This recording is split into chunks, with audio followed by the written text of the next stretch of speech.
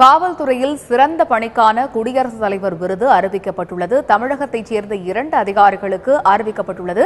இது தொடர்பாக கூடுதல் தகவல்களை எமது டெல்லி செய்தியாளர் அரவிந்தனிடம் கேட்கலாம். அரவிந்த், காவல்துறையில் சிறப்பாக பணியாற்றமைக்கான குடியரசுத் தலைவர் விருது தமிழகத்தைச் சேர்ந்த 2 அதிகாரிகளுக்கு வழங்கப்பட்டிருக்கிறது. இது தொடர்பான கூடுதல் விவரங்களை பதிவு செய்யுங்க.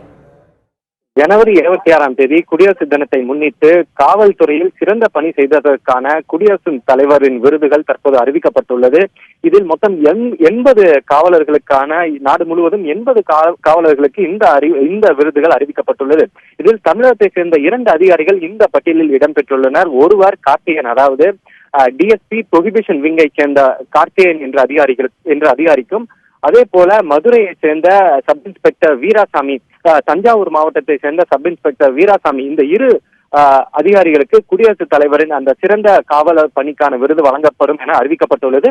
இந்த 2 அதிகாரிகளுக்கும் குடியரசுத் தலைவர் குடியரசு தினத்தை முன்னிட்டு இந்த விருதை வழங்கி கௌரவிப்பார் என்ற அறிவிப்பும் வெளியாகியுள்ளது.